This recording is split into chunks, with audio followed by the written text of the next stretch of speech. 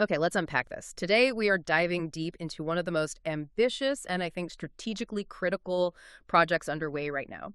Europe's massive multi-trillion euro push for what they're calling technological sovereignty. For you, our mission is to cut through the rhetoric and really look at the blueprints. We are tracking this dramatic strategic shift the European Union is making. Our sources describe it as moving from the current situation of, let's say, dependence and regulation. They even bluntly call it the client state model, and moving toward a sovereign ambition goal for 2030. So achieving genuine capability and independence, essentially building a sovereign power. It's a monumental pivot, and the timing is just so crucial. This isn't just about, economic competitiveness. It is fundamentally geopolitical. If we look at the source material, the return of what's being called hard power politics, the weaponization of trade, conflicts exposing these incredibly vulnerable supply chains, that's the real driver here. It seems like the last few years really forced the EU to look at its own digital foundation and just realize how fragile it all was. Exactly. When you rely on geopolitical rivals or unstable regions, whether that's Taiwan for, 90% of your advanced chips, or China for vast amounts of critical raw materials, your strategic autonomy just evaporates. The EU realized that this dependence on non-European tech giants, spanning everything from hardware and software to data, it's now a national security vulnerability. This shift is about building resilience, not just market fairness. That context is critical. But before we get into what they plan to build, we have to look at the foundations. What does this dependence actually look like today? Where is the EU weakest? The immediate reality is it's deeply sobering. The digital core of the European economy, it still relies so heavily on foreign infrastructure. Okay, like what? Well, just look at data storage and processing. Over 80% of European data is stored or processed by non-EU hyperscalers. The usual suspects, I assume? AWS, Microsoft Azure, Google Cloud? All of them. That 80% figure is just stunning. It's not just a commercial choice at that point. It sounds like a systemic reliance. It is, and it creates the famous vendor lock-in. But the deeper problem, which our sources highlight over and over again, is the jurisdictional exposure. Right. This means European data is sitting in server farms that are governed by foreign laws. And the U.S. Cloud Act is the key example here. Okay, unpack that Cloud Act consequence for us. Our listener knows the term, but why does it matter so much to the whole idea of sovereignty? It matters because the Cloud Act means that a U.S. government subpoena can, under certain conditions, legally compel U.S.-based tech companies. Even their European subsidiaries. Even their European subsidiaries, yes, to hand over data, regardless of where that data is physically stored. This legally bypasses European jurisdiction. It challenges GDPR's ability to protect that data from foreign government access. For the EU, that kind of dependency is simply untenable for, say, core government services or sensitive industrial data. So if the cloud is one glaring gap, semiconductors are definitely the other. We know the EU has a massive goal here, but what's the baseline today for chip production? They're lagging significantly, specifically in the ability to produce the really cutting-edge chips. I see. The EU currently has less than a 10% global market share, and that share is mostly focused on older generation legacy technology. Yeah. For the advanced chips, the ones under 7 nanometers that power AI and all our modern devices, they're overwhelmingly reliant on Asia. So Taiwan and the U.S., basically. Exactly. So if this dependency trap was so obvious, why did Europe wait until, now, to make this dramatic pivot? Historically, the focus seemed to be somewhere else entirely. It was. Historically, the priority was regulation first. Just think about the Digital Markets Act, the DMA, and the Digital Services Act, the DSA. The initial goal, and it was highly successful, was setting global standards, the famous Brussels effect. Limiting the behavior of foreign gatekeepers and protecting consumers. Right, and that was essential. But that strategy also had a downside. The sheer volume of new compliance, the AI Act, NIS2, the Cyber Resilience Act, it disproportionately burdens smaller European enterprises. The ones focused on dep tech, right? Exactly. They end up spending their limited resources on legal compliance, while the U.S. tech giants have these huge legal armies and the capital to just absorb the costs without really slowing down. And the other historical drag has always been that internal fragmentation, trying to align 27 different member states on industrial policy. Absolutely. Technology moves at the speed of light, but European consensus? Well, it moves at the speed of bureaucracy.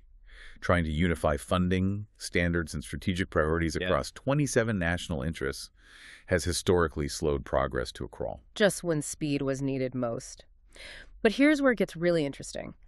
Our sources identify a major pivot taking hold right now in 2025. Europe isn't abandoning its regulatory power, but it seems they're now using it as the foundation to build capability. That's the essence of the shift. The regulatory groundwork is largely done. The DSA, the DMA, the new AI Act, they're all moving into full enforcement. So this frees up strategic focus to pivot dramatically to capability first. The emphasis is moving from, policing the global giants to actively building superior European alternatives. And that means a shift from heavy regulation toward, strategic deregulation for domestic sectors to boost speed and innovation. In some ways, yes. Let's look at the concrete initiatives. For chips, what's the plan now? Right. The European Chips Act is the flagship. And the goal isn't just to catch up. It's to leapfrog. They're aiming for a 20% global market share and, critically, domestic production of cutting-edge 2-nanometer chips. This is a direct, state-backed industrial strategy to rebuild the supply chain on European soil. That is a bold challenge to the current reliance on Asia and the U.S. And for data and cloud, how are they planning to tackle that 80% foreign dependency figure? By creating structural alternatives. Initiatives like Eurostack and Gaia-X are all about establishing sovereign cloud infrastructure. Gaia-X specifically is fascinating because it's based on a federated model. How does a federated structure actually differ from just, say, deploying a server farm on AWS? Well, AWS and Azure are single-owner, proprietary clouds. Federated means the data stays with its owner, a hospital, a factory, and is shared via standardized interfaces and rules governed by European law. I see. This allows secure collaboration across different data centers, even if they're owned by different European companies. The core purpose is to guarantee data stays under EU jurisdiction and control, no matter where the processing physically happens. That makes perfect sense for industrial data that needs that kind of tight security.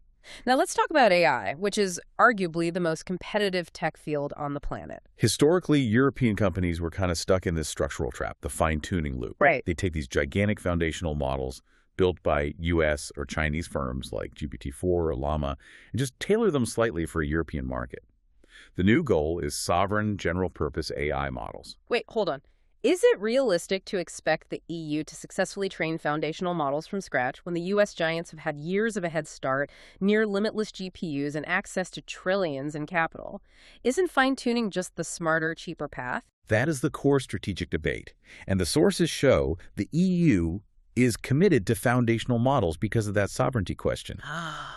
The concern is that if you only fine-tune the underlying biases, the values, the security weaknesses of the original foreign model, they all persist. The EU wants models trained on European languages and reflecting European values from the ground up. It's a riskier, more expensive path. Much riskier, but they see it as the only path to true autonomy. And we are seeing that shift reflected in how governments are spending their money. Absolutely. Public procurement is a massive lever. France and Germany are now leading the push for Buy European provisions.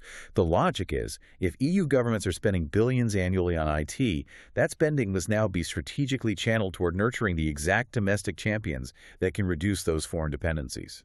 Now, we have to inject some sobering reality here. This level of ambition comes with an absolutely astronomical price tag. Sources estimate that achieving full tech sovereignty across hardware, software, AI, and data is projected to cost 3.6 trillion euros. Wow. 3.6 trillion. To put that in perspective, that's roughly 10 times larger than the money they allocated just for building out network infrastructure previously. It highlights the scale of the challenge. And while investment has surged, we've seen infrastructure investment jump 40% from 2023 to 2025. And Gen AI spending is up 78%. Right. Even with all that, the capital funding gap remains the central obstacle. And the fundamental problem isn't just about public budgets, is it? It's about the deep structural failure in how private European capital gets deployed. Precisely. This is the structural flaw that drives the innovation to exit drain. The largest pools of domestic capital, we're talking European pension funds, invest disproportionately in U.S. markets instead of their own domestic venture capital. So we produce world-class research, say, a German deep tech startup develops a revolutionary quantum sensor. But when they need 500 million euros to scale up manufacturing, the European VC ecosystem can't provide it. Exactly. So that quantum startup gets acquired by a U.S. conglomerate for billions. The talent gets their exit, the U.S. gets the technology and the strategic IP, and Europe is left buying back the very technology it created. It's a fundamental market drain that just stunts the growth of potential European champions. It is.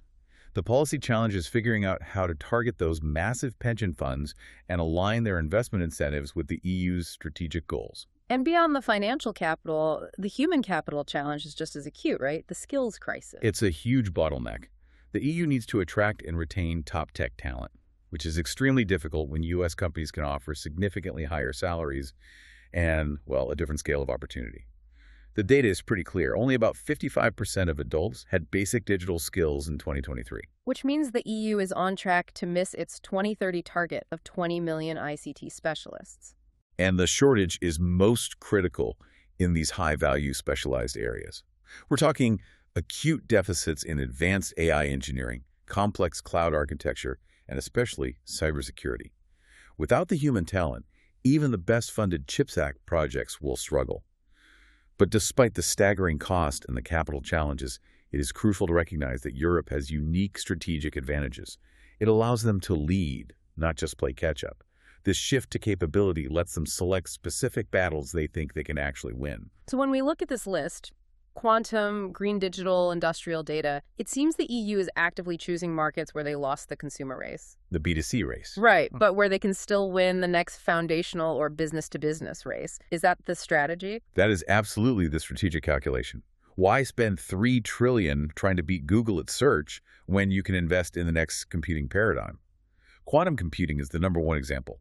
Europe has a genuine shot at leading the next computing revolution via the quantum technology's flagship. They're trying to bypass the classical computing race they already lost. Exactly. Aiming to establish pilot lines for quantum chips and just skip a generation of competition. That is looking decisively forward.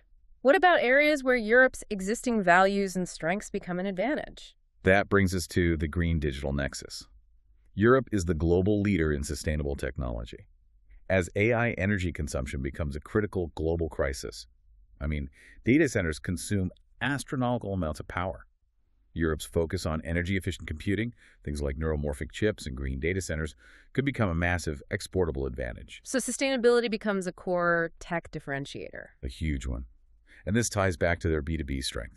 While U.S. giants dominate the consumer internet, the industrial internet is still competitive. Europe's traditional manufacturing power in automotive, robotics, heavy industry allows them to create sovereign data spaces, something like Catena X in the auto sector. And those industrial data spaces are the key to building proprietary AI, aren't they? Precisely. They allow highly sensitive industrial data to be securely shared within a European ecosystem to train AI models. Without handing over that proprietary information to U.S. or Chinese tech competitors. Exactly. And finally, we need to touch on the emerging hotspots of innovation. The sources mention the Eastern frontier. This is a fascinating and often overlooked advantage. A new hub of defense and dual-use innovation is emerging in places like Poland, Estonia, and Finland. Why there? It's driven by acute security necessities, stemming from their proximity to the war in Ukraine. This region is rapidly commercializing tough tech. Things like autonomous systems and advanced drones. Exactly. They are merging defense and commercial sectors, creating market leaders in things like advanced autonomous cyber defense and drone tech much faster than the bureaucratic processes in Western Europe allow. Necessity is driving accelerated innovation. And creating new strategic assets for the entire bloc. So all of this signals a major shift, a shift from a kind of naive openness to what the sources are calling strategic protectionism. If the cost is this high and the challenge is this urgent, we have to expect more state intervention. That trend is unmistakable. We should expect to see the European Innovation Council, the EIC, increasingly acting as the VC of last resort, providing direct government investment in strategic deep tech startups that private capital markets just fail to fund adequately. It's a deliberate state strategy to fill that innovation to exit gap. It is. And the other side of that protectionism has to be regulatory change. Does this mean we should expect a softening of antitrust rules, allowing European companies to merge and get bigger? That is the explicit goal. They're calling it the Airbus for AI model. The ambition is to let European companies merge and scale up globally to compete with behemoths like Google or Alibaba. But that has to introduce internal friction, doesn't it? Which member states are resisting that kind of relaxed merger policy? There's inevitable resistance, primarily from some of the smaller member states. They fear that relaxing merger rules just leads to dominance by massive French or German national champions. So they'd be replacing foreign dependency with internal regional dependency? That's the fear. The debate is how to relax antitrust just enough to enable global scaling without creating anti-competitive internal markets. This entire strategic pivot from buy European procurement to softened antitrust, it sounds like a guaranteed recipe for increased trade friction with the U.S., Europe's closest ally.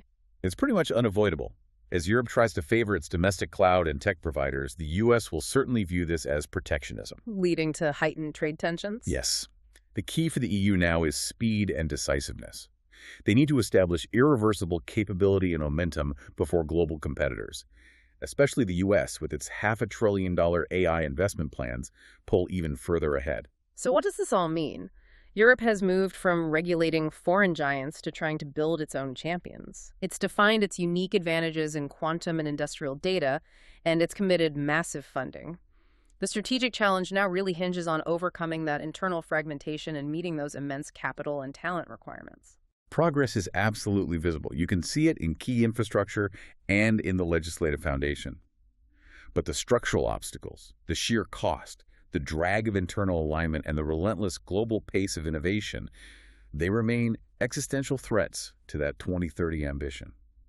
The EU's ambition for sovereignty requires this balancing act between protectionism to foster domestic growth and enough openness to maintain global competitiveness. But the final provocative question that hangs over this entire strategy, and it links right back to that 3.6 trillion euro cost, is this. Can the EU truly build technological gigafactories and achieve strategic autonomy if its own vast pools of private capital, specifically its pension funds, continue to heavily finance the very U.S. markets it aims to compete against? That failure of domestic capital alignment, that might just be the greatest hurdle of all.